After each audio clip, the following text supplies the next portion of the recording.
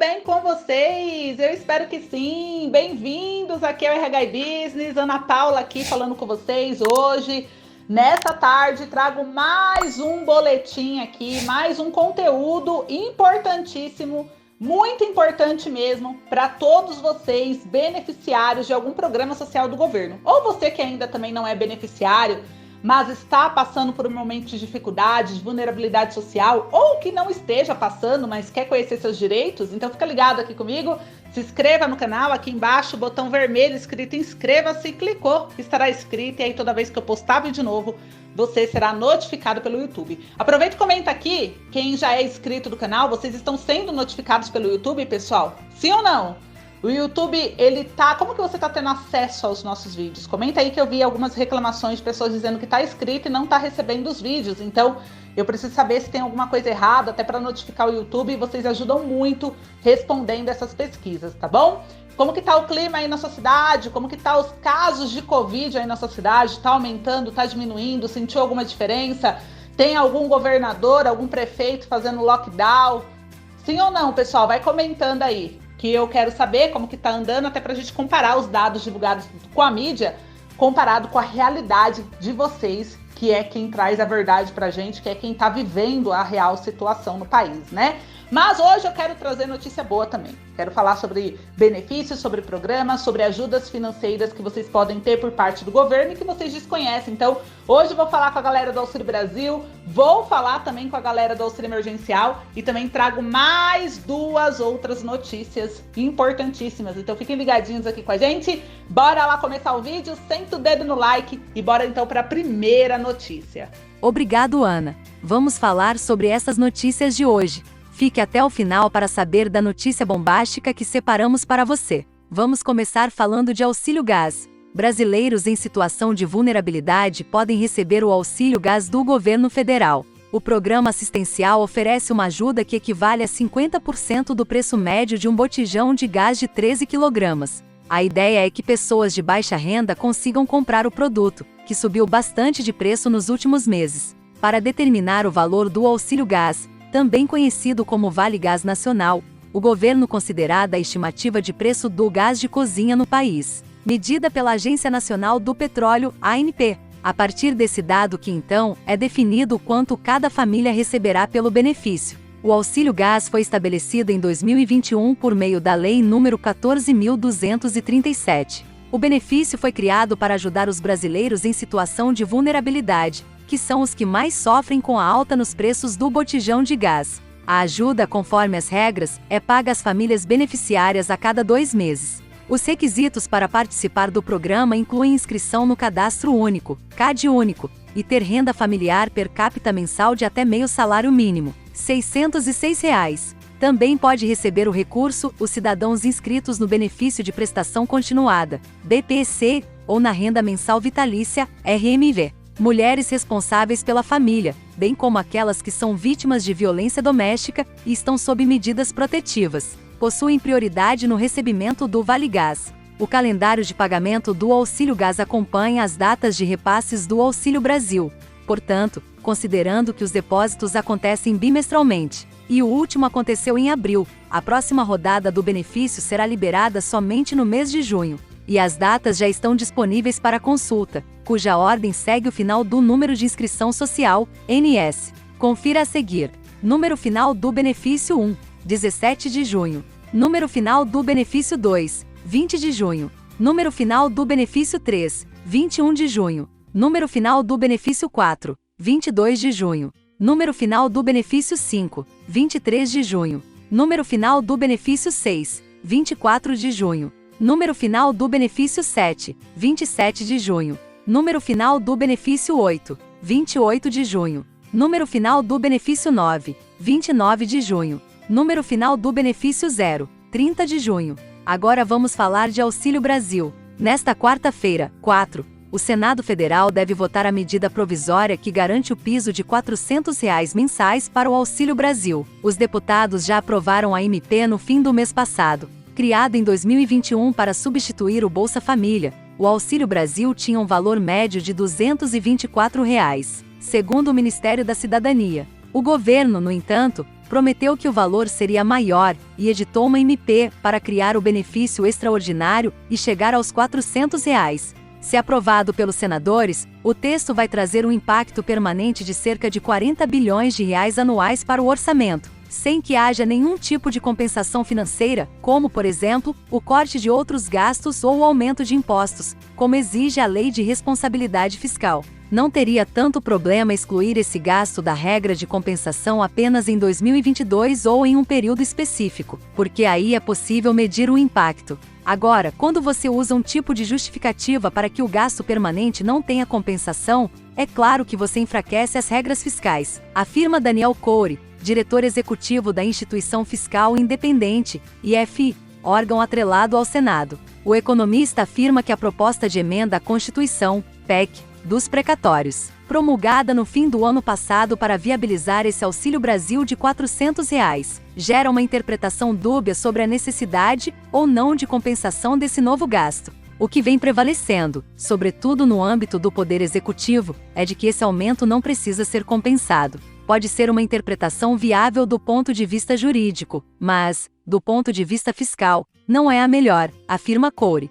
O especialista em contas públicas também projeta uma pressão ainda maior no teto de gastos de 2023 e dos próximos anos, com os investimentos públicos sendo cada vez mais comprimidos. E alerta: tirar o Auxílio Brasil do teto seria mais uma mácula, na regra, com consequências para a credibilidade fiscal do país. Na semana passada, o G1 e Globo News mostraram que os especialistas em políticas sociais dizem que apenas mais dinheiro não é suficiente para acabar com a pobreza. A avaliação é de que o Brasil pode até gastar menos no combate à miséria, se conseguir focalizar melhor o benefício naqueles que mais precisam. Confira abaixo os principais trechos da entrevista com o novo diretor executivo da IF. Coure assumiu o cargo no fim de abril, no lugar do economista Felipe Salto, que agora é secretário de Fazenda do Estado de São Paulo. Como avalia a medida provisória que torna o Auxílio Brasil de R$ 400 permanente? Esse é um assunto que mais cedo ou mais tarde iria aparecer.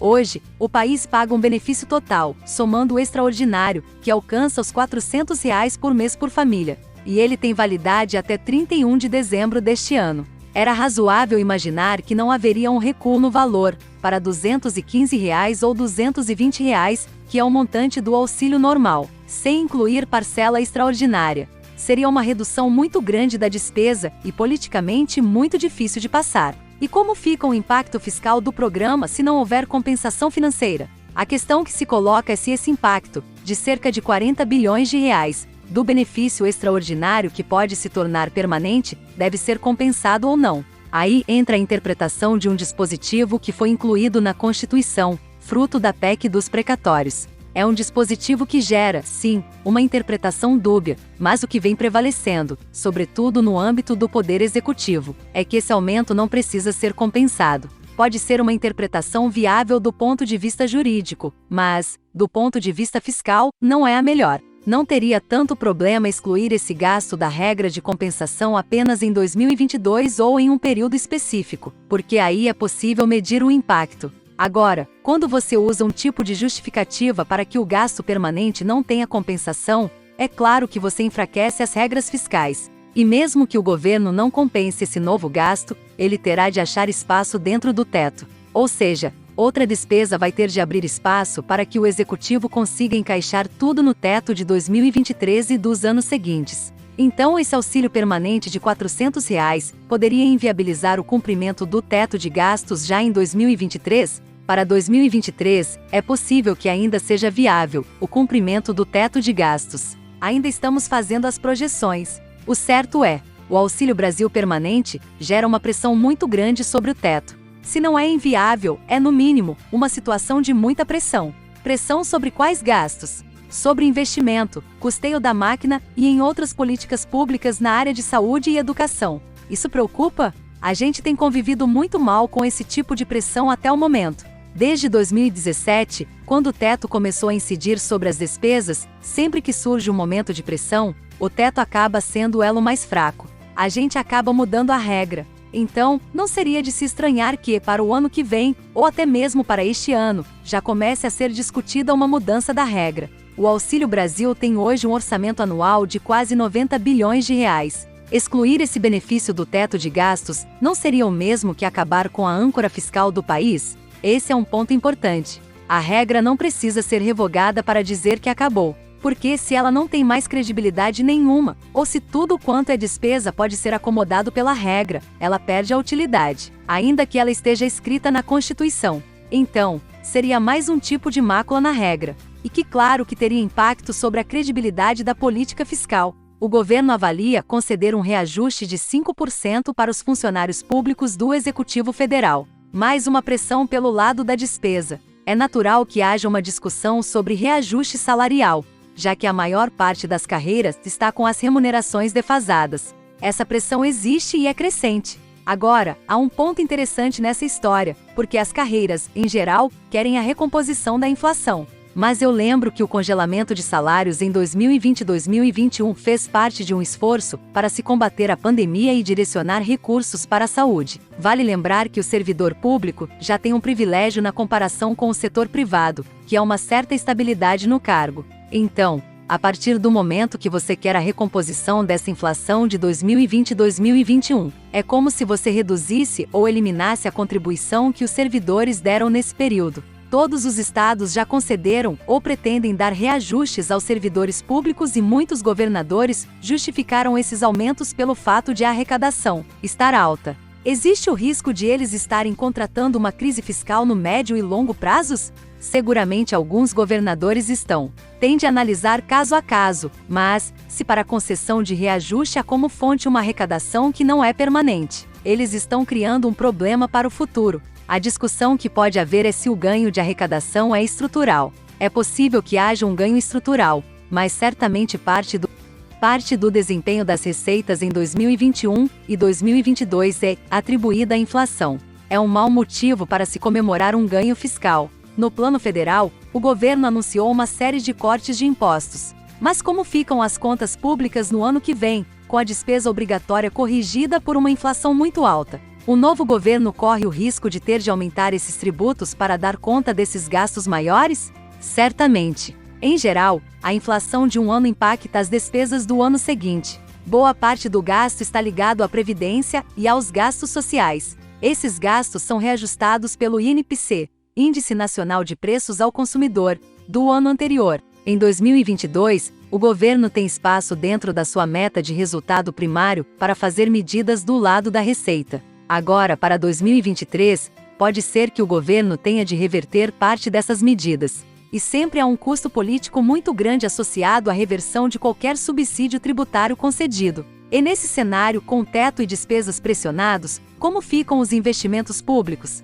O investimento público está em um patamar extremamente baixo, que não dá conta nem de compensar a depreciação do patrimônio. É como se a gente tivesse um investimento negativo. O que a gente investe não consegue nem compensar essa depreciação. É uma realidade dos últimos anos. Para 2023, o cenário, até do governo, por meio do Projeto de Lei de Diretrizes Orçamentárias, LDO, está mostrando um nível de gastos discricionários, que é onde se encaixam esses investimentos, muito baixo. É claro que a gente sempre espera uma complementariedade do investimento privado, mas temos um déficit muito grande em infraestrutura. É inimaginável resolver o nosso problema só com investimento privado. Falando em investimentos, nos últimos anos houve um crescimento muito grande das emendas parlamentares. Como você avalia esse movimento, que tem sido puxado pelas emendas de relator, aquelas ligadas ao chamado orçamento secreto? Há, pelo menos, dois aspectos a serem considerados na questão das emendas. O primeiro é a transparência. É natural que o Poder Legislativo participe da decisão do orçamento, e ele vem ganhando relevância nos últimos anos. Mas é necessário que a sociedade saiba onde estão sendo gastos os recursos direcionados, se estão indo para investimentos novos, investimentos em andamento, se estão seguindo algum tipo de priorização do gasto. E aí eu entro num segundo fator. O que está acontecendo é uma fragmentação da decisão do orçamento. Há uma fragmentação do poder decisório, não há uma orientação estratégica em cima daquilo que é gasto. Há uma concentração de um volume muito grande de recursos na mão de um parlamentar, que é o relator do orçamento. Do ponto de vista econômico, não é bom que haja essa fragmentação. Há dois problemas, portanto.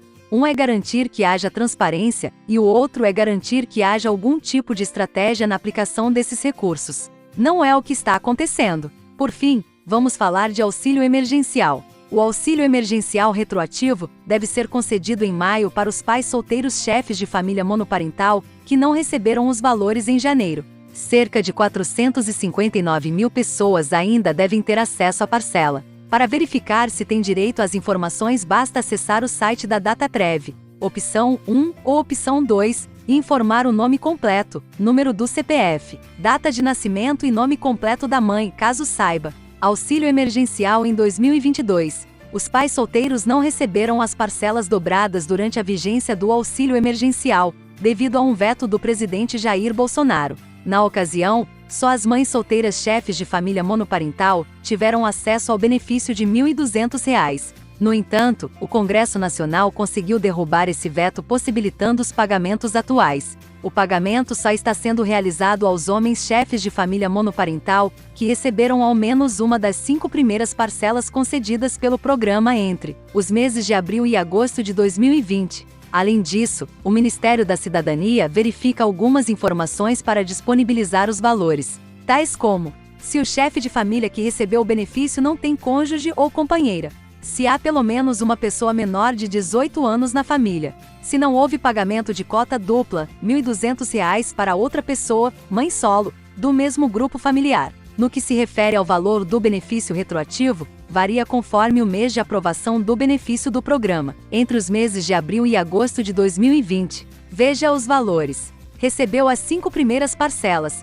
R$ 3.000. Começou a receber em maio, R$ 2.400. Começou a receber em junho, R$ 1.800. Começou a receber em julho, R$ 1.200. Começou a receber em agosto, R$ 600. Quem recebe a parcela retroativa do auxílio emergencial? Para receber os valores é preciso corresponder aos seguintes critérios: ser chefe de família monoparental, estar inscrito no CadÚnico até o dia 2 de abril de 2020, ter efetuado o cadastro do auxílio emergencial através das plataformas digitais até o dia 2 de julho de 2020, prazo final para ter feito a inscrição no programa, estar cadastrado como responsável familiar, ter recebido cota simples do auxílio emergencial, ter na família ao menos uma pessoa menor de 18 anos de idade. Por hoje é isso, pessoal. Muito obrigado por assistirem até aqui. Até o próximo vídeo.